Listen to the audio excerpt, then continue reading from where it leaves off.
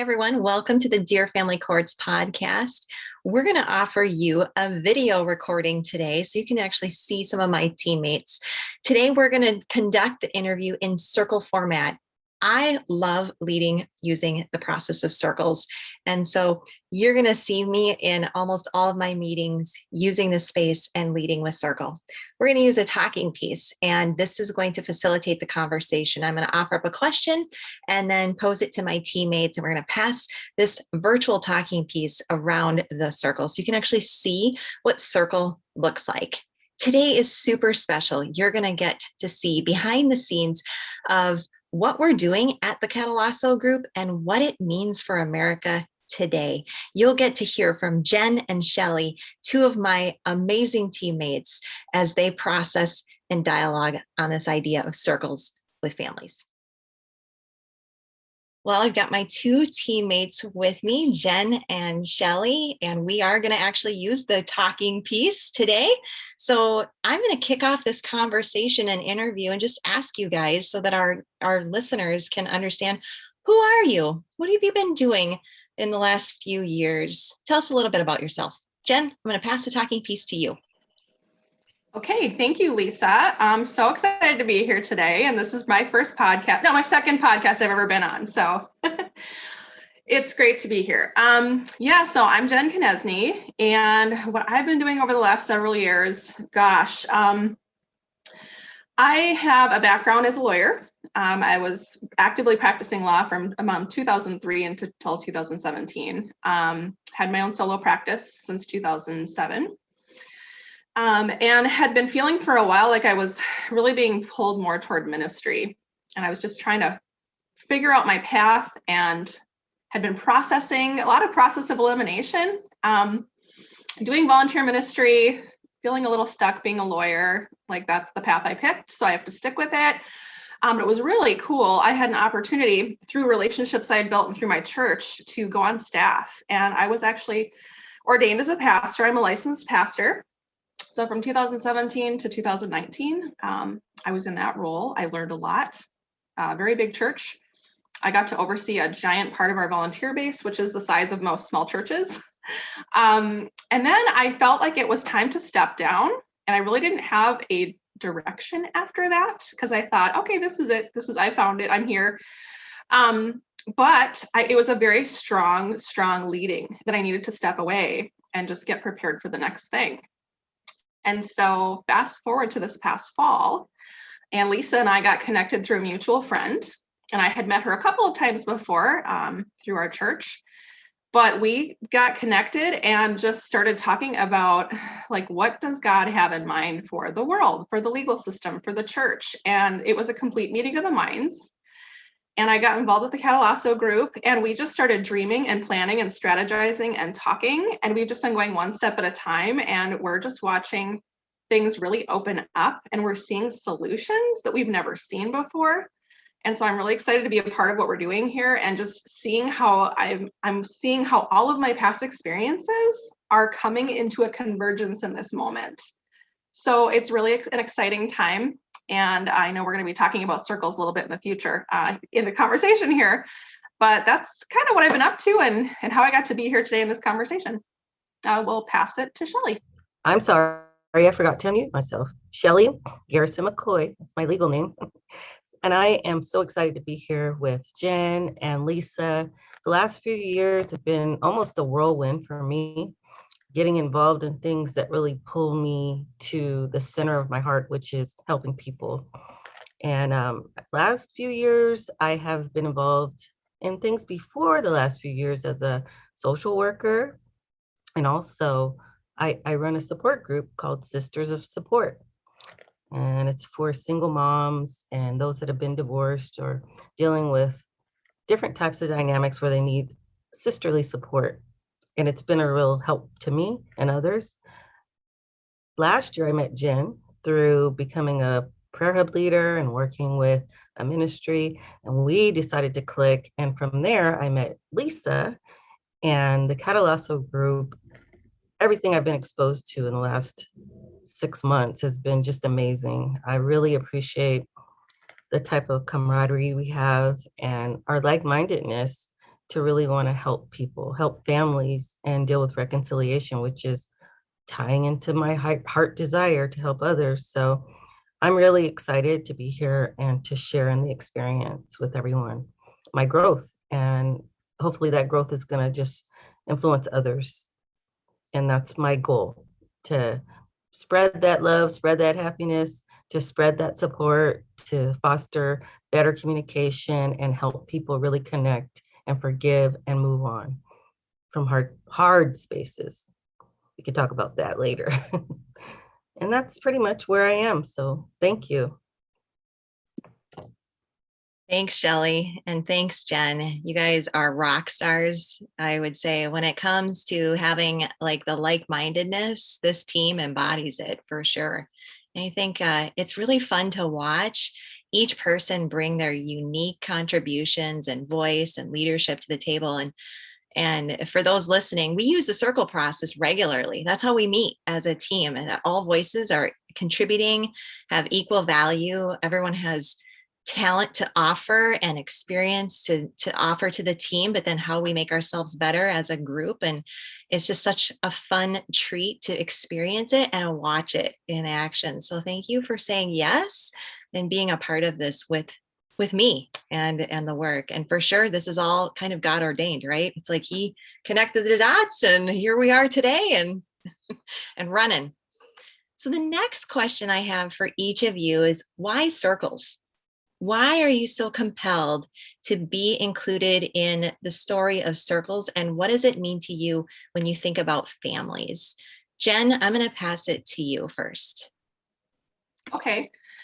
Yeah, so it's really interesting. Part of my background and ministry experience, I was a co-founder and a team leader and team developer and content developer for a women's ministry that was independent. There were a group of us that were doing this. We did women's retreat ministry for about 8 years. The team continued after I left. I felt led to pass the torch, and these retreat weekends were incredible. They were very transformational.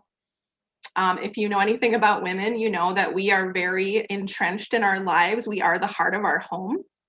So we are kind of the managers of every relational thing and all the things that are going on in our families. And so it is kind of imperative that we find ways to disconnect from the web of our lives and get away so that we can get in touch with ourselves again without everyone else's needs in mind. And so these retreats were really important for women to get away.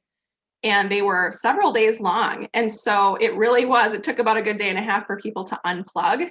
And then they finally were able to kind of be present and really address maybe some areas of hurts, or they got to start dreaming again, or started thinking about just what are my needs and what do I need to be pursuing in my life so that I know that my needs are met and so that I'm maxing out my happiness and I can bring that back to my family and my world. And but in these retreat weekends, they were extremely impactful. They were extremely transformational. And then the women would go back to their lives, and it was like they're coming down off a mountain experience, and they're feeling all lit up and all refreshed, and they're ready to go back out into the world. And they weren't really going back with a tool that could replicate what their transformational experience was at the weekend. They just went back to their lives, and people were like, wow, what happened to you? You know, and then the pull of everyday life just kind of pulled them back into where they were before they went away on the retreat. And so when I encountered this circle work, I was amazed at how quickly you could experience that same level of transformation just by having an intention for it and queuing up questions that would help you get to the truth of your heart and like what's going on with you and what you're thinking, what you're feeling. And then being able to take that very simple, very specific process and replicate that in your relationships, with your family, with your world, everything that you touch and are connected to. And so I would say that's kind of answering the second part of the question for me too, is just how this is impactful in families. For me, I've been married for almost 21 years. I've known my husband for 23. So we've known each other almost as long as we haven't in our adult lives. And so I will say that in the course of 23 years together, we've absolutely had ups and downs. We've had seasons of difficulty, seasons of ease. You go through a lot of spaces when you're sharing life with someone that long. And as a pastor, I found that I had a lot of people coming to me who were just having real seasons of disillusionment or conflict, and they couldn't figure out how to get past it.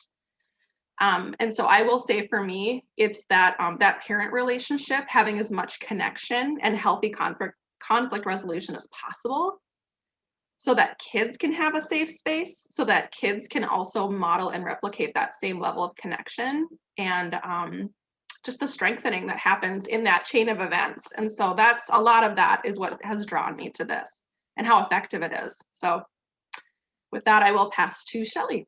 Immediately when I got connected to Circle, I had an experience that was similar to just freeing myself. And I didn't know it was so possible to do that with people I hadn't really had long-term relationships with.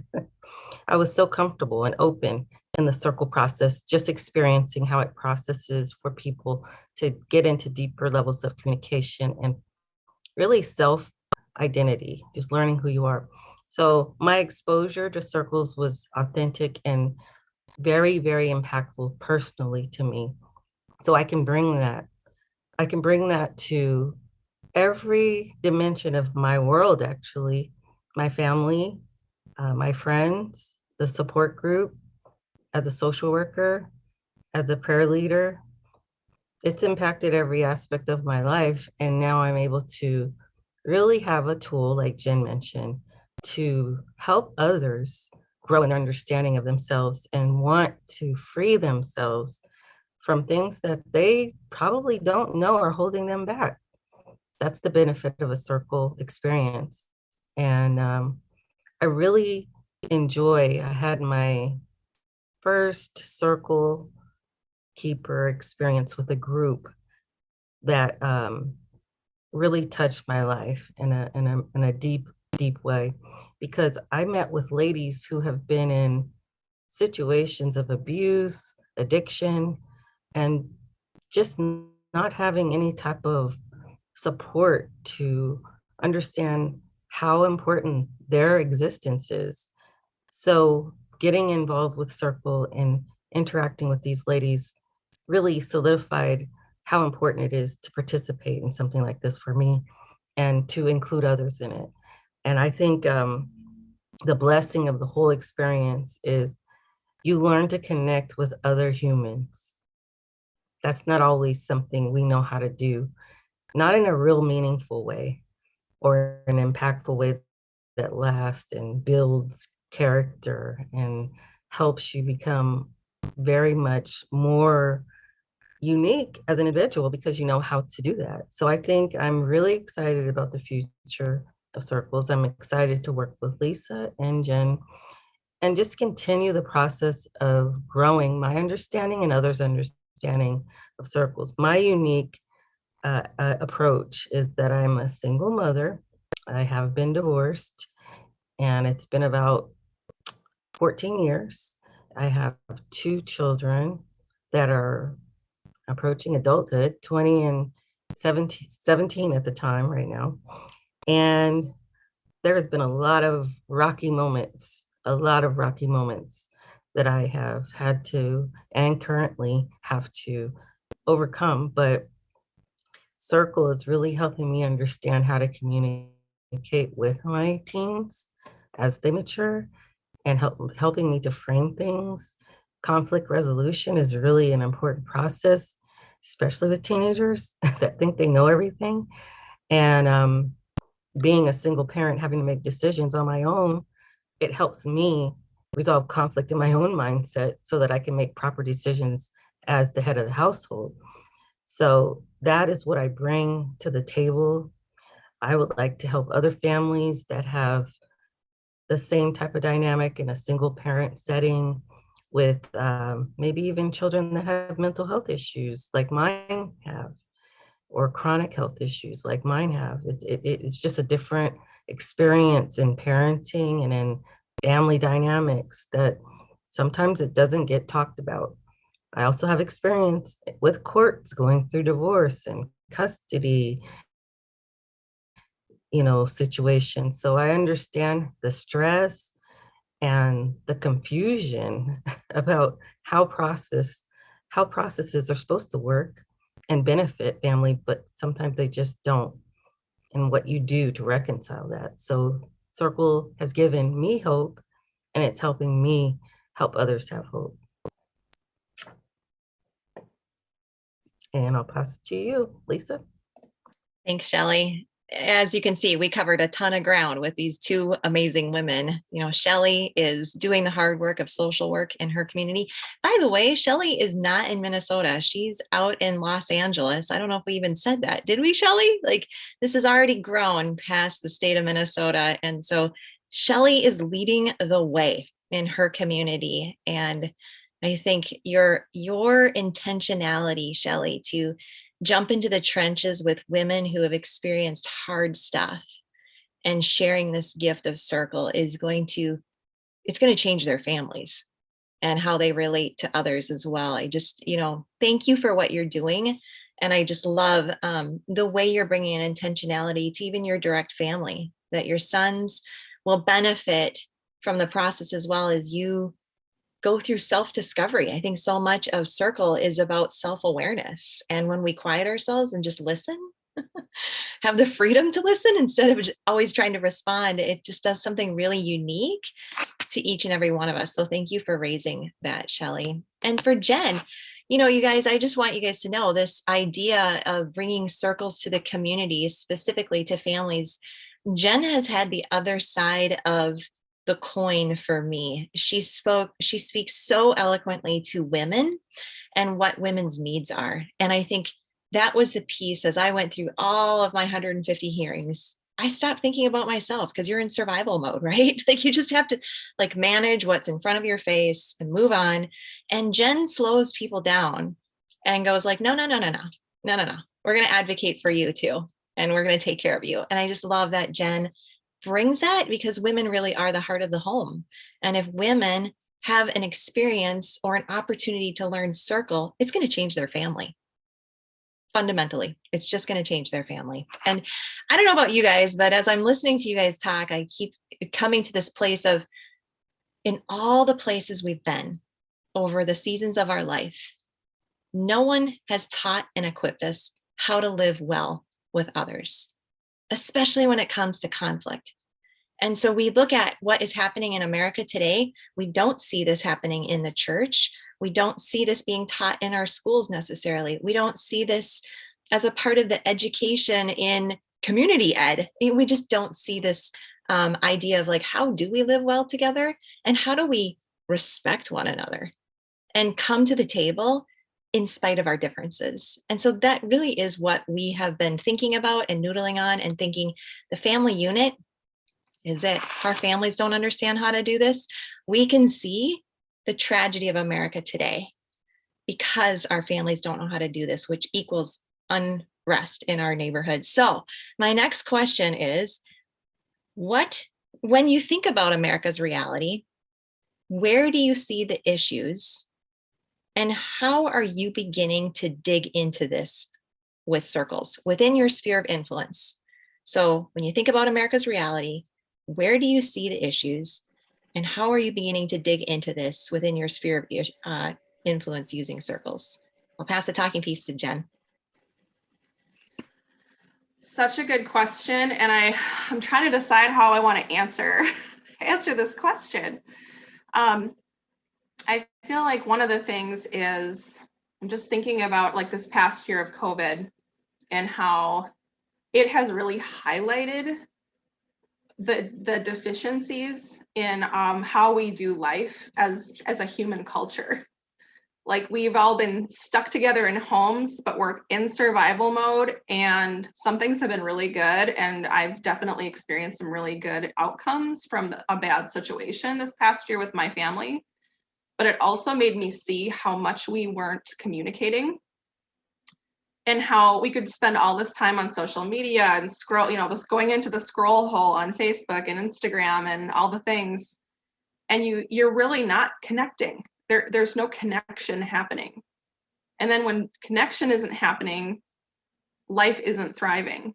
And we're all kind of isolated and we're on our islands and we don't know what's going on in each other's lives and we're not connecting to one another. And I think in our culture, a lot of the ways we deal with problems is some of the training we've learned in Circle, which is this idea of Newtonianism versus quantum ways of living. And so Newtonianism, you isolate a problem, you pick everything apart and you take this one thing and you try to fix it, and then you try to put it back into something that's been broken. And I think it drives divisiveness. It drives just a disunity. I mean, inside of our families, but also inside of our communities. It's really hard to find common ground and connect when you're not able to communicate, and not having a tool for communication that, like you said, brings everyone to the table where we all have equal value and equal worth, where we all have a voice. I mean, even inside of family dynamics, that's not normal. There are the parents who make the decisions and are the authority figures, and there are kids who take the orders and are subservient, right? And so, of course, there are benefits to that model because children need protection and provision, and the parents need to take responsibility for that. But where are the opportunities for the kids to actually tell the truth about something unless they're inside of a circle? And so it's a beginning, but I do think it starts with our families. And as our families become healthy and strong and have good ways to communicate and connect and understand one another, I think we can bring that into our communities. And one family at a time, we can become connected as humans. So I guess that's all I can say about that right now. It's such a big topic. So I'll pass it to Shelley. Okay. The question really for me always centers on faith. I have to go back to faith. I have to say that America and the dynamics we face where there's a lot of conflict and tension, I believe is because we have lost our focus. And to me, circles will help recenter and focus us. And it's based in faith. What we do creates faith, actually. And I believe in my sphere of influence, I'm actually opening up people's eyes to see what's going on in their world and how they can make a difference, not just so I can help them make a difference, but so they can help themselves make a difference in what they do and how they experience the culture. I mean, we have lots of dynamics right now with racism and me being African American and have two young African American men that I'm raising. There's so much going on in the world that brings in the fear of what's going to happen in the future in America. There's conflict, there's misunderstanding, and I think circles can help people learn to understand that we're human beings. We have beating hearts, that we bleed the same blood, and we're all God's children. But there's so much hurt and there's so much misunderstanding, and it's because we've lost the focus of faith and the willingness to have heart-to-heart discussions, even though we're different. So I want to bring in a perspective. I want to share with my friends, my family, my community, a way to bridge that gap through circles, through deeper levels of communication, not just, surface level, but we really have some work to do. And we need tools. We need tools. And I believe this is a great tool. I really like what I'm learning as far as mediation and as far as, like I mentioned before, alternative dispute resolution. It's really important to know how to talk, how to discuss, how to argue, how to resolve conflict. And so that's something that I think is important. I really want to emphasize the focus. It has to be, for me, looking at how everything has transpired through COVID, politically. There's so many dynamics we can jump into, but mostly I believe it's just a loss of focus. And hopefully with COVID and all the other dynamics that have taken place, people are more open to talk about perspectives and change and growth, and maybe even be open to approaching that and applying that in their own lives. So everyone I've spoken to that's in my circle about, these tools we have to reconcile family and just even reconciling our own selves within our own selves, I think it's been very positively received. And I'm so excited to see what comes from this and what the future holds. So I'll pass it to Lisa. Beautifully said, Shelley. You hit the nail on the head. I so appreciate your wisdom. And as I think about all that you've shared, my heart goes to half of America who has darkened the doors of the family court system. Half of America's families are divorced. And when we think about that and the adversarial process that they have chosen to engage with, because that's really kind of their only option, right? They get labeled non-custodial, custodial parent. They get visitation. And when we start using that adversarial approach and we welcome that into our homes, it has significant ramifications on how we start to treat people. Because now there has to be a winner and there has to be a loser. And I really believe that, over the period of, a couple of 100 years, America has adopted this lens of the winner and the loser. I'm better than you are. You're different than I am. But it's coming out of our family courts that are labeling and causing this adversarial kind of dynamic. And we're accepting this as a society as the only way forward. And it's not true, right? And so I just love that you two offer hope. You represent hope to your communities and to your loved ones. I mean, you're the leaders leading the way in this. And as you think about all that we talked about, what do you think is actually possible for America in light of resurrecting this idea of circles to help families that would be engaging with the family court system? So what do you think is possible in light of resurrecting circles, but especially for families that are bumping into the family courts? Jen, go ahead. Oh, I guess I would say what I think is possible is just connection and communication, like real connection and communication, really experiencing a strength of bonds and relationship and bringing strength to things that are confusing right now. I can't believe how simple the circle process is. And I would say as the woman of my home, and I think this is a common experience for women, we want to have strong family bonds and strong connections. We want to know our kids. We want to know our husbands. We want them to know us. We all want to be, I would say, seen, understood, and celebrated inside of our relationships.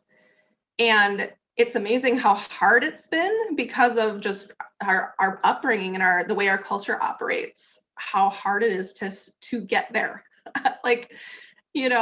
The frustration of, I want this connection and I'm not getting it. And I feel like that's what's possible. If we can become conversant in circles, which is not hard to do, it's literally a matter of repetition and practice, and creativity. What questions do we want to ask to expose our hearts and tell the truth about where we are? I'm a classic one. I can make up a story about what my husband's thinking because he's not talking. Have you seen the jokes or the memes where it's like, I'm over here in my head going, he's not responding to me. He must be upset. Oh my gosh, we're going to have a fight. Oh no, he doesn't love me anymore. Blah, blah, blah. Right. And he's over there going, man, I can't believe I missed that putt on the 17th hole. And he's thinking about his golf. You know what I mean? It's like, everything's fine. But all of a sudden there's a story happening in my mind that's driving disconnection and an experience of being connected to my husband. That's the same thing for my son. We have very different temperaments and personalities. He's an introvert. I'm an extrovert. I process externally. If I ask him a question, he needs to think about it for a day and a half. You know what I mean? Then he's ready to answer the question. And so that's just an example of disconnection that happens. And then I've been using Circle more in my family, and it's been fascinating to, I think I know my husband after 23 years, but I didn't think he was thinking that. Wow, that's really cool. I didn't know he was struggling with stress because he wasn't talking about it. Or my son, and his relationships and going back to school after a year of not being there, and just asking him questions about what's most important to him right now. Like, what are some things he's struggling with, and being able to ask a question that's easy for him to answer truthfully and openly. And so to step into the next part of like, what can that mean for the court system? I feel like it could eliminate the need for it. I mean, if we really can, otherwise there's so much misunderstanding because we're not connecting in communication. We're not for each other and understanding what's really going on in our minds and in our hearts. If we can't get the answer and talk about it, I think it could prevent, even if ultimately people decide, gosh, I don't think this is working for us and we need to make a different decision, they could find healthy ways to resolve or end and have a new family unit that just looks different, and it can still be healthy, for generations to come, and as healthy as it could be. So I see that is what's possible, but there's a lot of work to do, and we need to get more people getting trained in this and understanding it, and then being really given permission to run with it in all the ways they want to run with it. So with that, I'll pass it to Shelley. For me to answer that, I just was reflecting on my experience, because that's my greatest tool. My experience helps me. So exposure is the word I want to use. Reflecting on how circles have benefited me. I think the exposure to circles, the exposure to know that there's a support, a method, a way to achieve understanding. If I didn't know about this, I would have less hope as a single parent, especially if I was going through the court system. I have done it, but it's been a lot of years because I've, been divorced for a while now. But initially, it was scary and it was confusing and it was hard, and I did not have any support. So I created support with the support groups right after my divorce because I needed something to give me hope. And in my first circle experience, I wrote down on my value stone, offer hope. That was my need. It still is. And I think that if families have hope, in the court system may not be able to offer that, but they have a hope because they have an experience. They have an exposure to a support method that changes their dynamic and opens up communication within their families, so they don't have to go through trauma continuously right after they've gone through a traumatic experience already. And it just keeps happening over and over again. That has to stop. So for me, I think asking the right questions. Circles help you ask the right questions to bring out the truth. And this truth, once it's brought out, if someone feels heard, if their experience is validated, not just by a counselor or a therapist or someone that has a specialty, but their own family members get to hear them say something and they receive it, that changes their worldview, it changes their heart, it changes their mindset. And I think that is something most people don't know. It's a reality that exists. It's offered through Circle. The exposure is really, to me, key.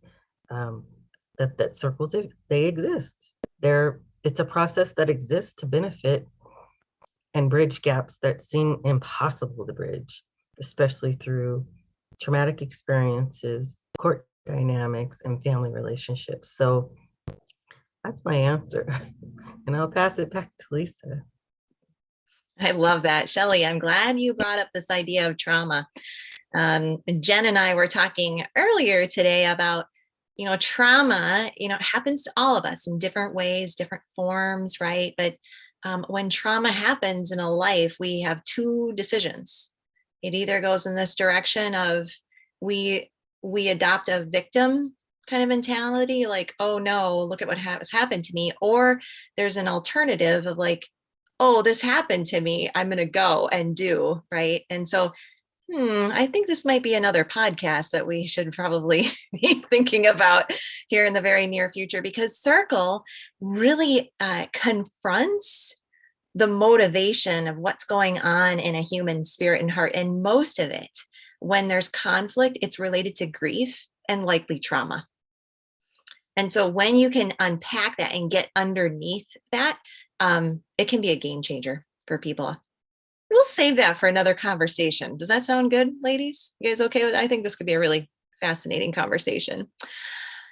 You know, when I think about the families in the court system and all of the impact that it has on children and the long-term ramifications in households, even generationally, you know, it's drawn me to this place of, as a vision, I want someday to see every single county in America have a circle process available to families as an alternative process to go forward. That is much more cost effective. It's community based so that we can support and intervene in the lives of families based on their culture, on their heritage, you know, and when people can come together in community, we can speak truth and experience to one another, but it also sends this message that I'm not alone. I don't have to do this by myself. And it's healthy to process with people and have creative thinking to like move to the place that we want to go, right? And so my dream is all of the counties in the United States, there's about 3,440 some, would have a circle process. And so that is what we are embarking on as a group of people who believe that reconciliation and restoration for families is what is needed. And I want to give Jen the microphone to share what we are talking about and what we're thinking about. So go ahead, Jen. Okay, and obviously, Lisa, fill in anything I'm missing here. Oh, it's really exciting. We've been talking since, I guess, November about this, about what we're up to here with the Catalasso group. And we were trying to figure out, we've created all these really great things, these really great platforms. We're finding, you know, people like Shelly, who is, you know, running with this in California and launching some really incredible things there. We're finding amazing people that are being drawn to this work and taking hold of it and running with it.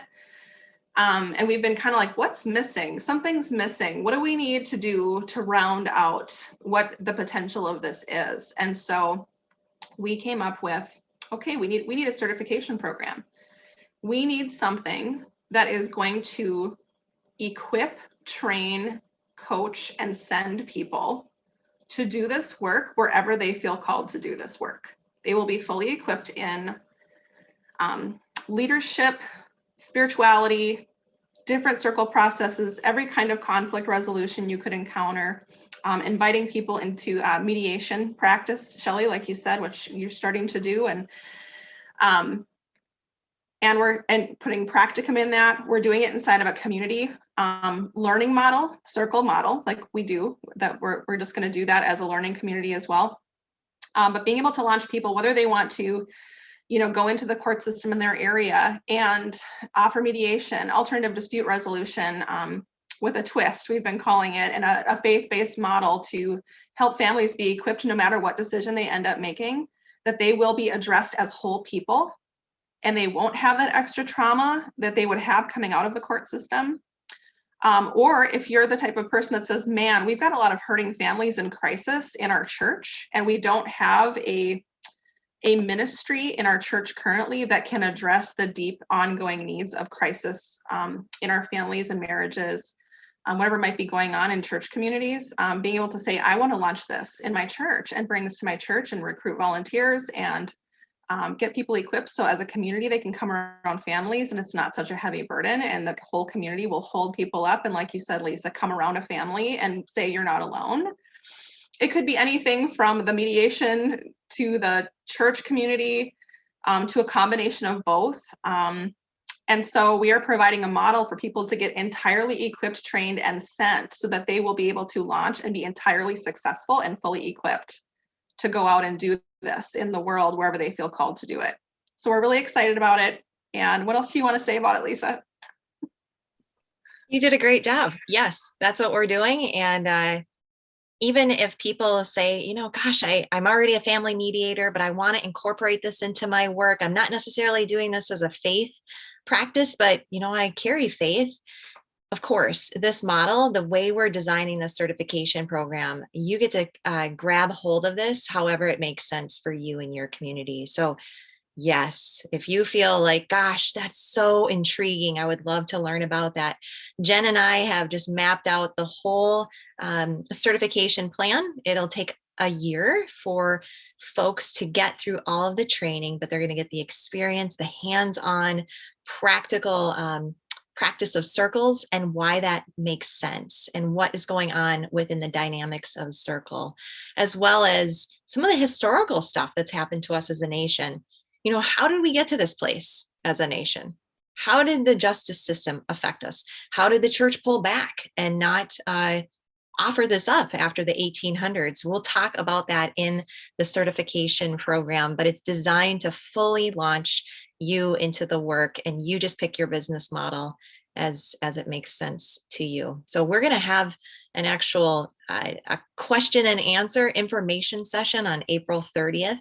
It'll be at noon and 2:00 Central Time, and it'll be available on our Facebook page, so you can find it there. But Shelley, you got to hear about this just a little bit ago as a teammate. What do you think about when you hear that? What does that mean for you? For me, just the short time I've been involved, the exposure and the evolution of learning what Catalasso Group does, I mean, it means reconciliation. So it's really helping me reconcile. And I think that my knowledge base is just expanding because I have options that I didn't know were possible through the exposure of Catalasso. And I think it's just building these blocks. We're building something here that's really going to impact the world. And I'm interested in that process. I'm interested in everything that I've learned. And now that it's become offered as a certification program, it's just like, wow, this is really defining purpose. I have something called Passion on Purpose that I'm interested in launching. And this is really going to help me focus it. I didn't know how to put the pieces of the puzzle together. I'm learning, but this is really going to help make it so possible and easy. And that's what we need sometimes. We just need to know that something's possible and that it's not as complicated or difficult as we think. So I'm excited. When I heard about it, I was super excited. And I know a few women that are really interested in that type of support, that type of resource. So this has been great. It's just really great. Great to hear, great to be a part of the building process and to have this offered. So back to Jen. Well, Shelley, I hope you know you were actually part of the reason why this certification process came to be, because it's like, you're in LA. Like, we have to make something that is so I was going to say multipliable. That's not a word. It has to be able to be multiplied and expanded, wherever people are starting to engage in the conversation with the pathway. Like, they don't have to reinvent the wheel. It's made. Now they just need access to it. So thank you for choosing to say yes and to step into this work with us, because you have fundamentally affected and influenced what decisions have been made to bring this to the world today. So thank you for that. As we round the bend and close out our conversation, I just want to give each of you the opportunity to speak to our audience. What do you want to say to those that are listening in? For me, I really believe that everyone should learn this process. Everyone benefits. But for those that are listening that have a pioneer spirit about them, they love launching things, this may be just what you've been looking for, this certification process. We're calling it Full Circle. So look for that on our Facebook page. And feel free to jump in and join our conversations and ask us questions. But Jen, What do you want to say to those that are listening and contemplating this type of work? Gosh, I would say that while we were developing this, Lisa, I remember us talking about it and I said, I would sign up for this. Like, I've been looking for this forever. And I will say this, through all my years of doing women's ministry and being a pastor and getting to talk to people and, men and women alike, but really women have such limited opportunities to max out their strengths and their gifts. And just because of sometimes it's, circumstances or seasons of life, and sometimes it's just the structures our culture has created where we just aren't seen as people that can bring all of our gifts and strengths and max them out. And so I've encountered a lot of women who have had, because of their life experiences and their faith, have just a burning desire to be transformers and world changers. But they'll get stuck somewhere along the way because it's not a complete package. It's not a complete, either the pathway isn't complete where there's something missing. They might get the equipping and the coaching, but they don't get the activation, or they don't have enough of the skills to, like, what do I do once I've got all my training? How do I actually start a nonprofit? How do I launch a business? And there's like an obstacle, something gets stuck. Or they're not inside of a community that's going to hold them accountable to go be everything they're created to be. And there isn't the community support for it. Or they might have a vision to be entrepreneurial, but they're not surrounded by entrepreneurial people. So the people around them, their families or spouses, or even other people that they're in ministry with, just don't have the same vision. And it's easy to get talked out of going out there and doing the things. And so I feel like this certification program is complete. It is a complete model and system for everything you need to go out there and be successful. You will know exactly how to do before you go. And you will still have this community to work out obstacles and bugs as you go along your path and your journey. So that's what I want people to know. If that's you, jump in. It's time. And I'll pass to Shelly. I really like what you said, Jen. Really, really like what you said. To add to it, because you really can't add much more to what she just said, I would just say everybody has a voice. Some people have lost their voice, and this will help them find it, I believe. I believe it's helped me find my voice. I believe it's helped me help others find their voice. And I think any person can benefit from actually tapping in to their God-given purpose. Everybody has one. Some people just need to know how to activate it, like you said, Jen.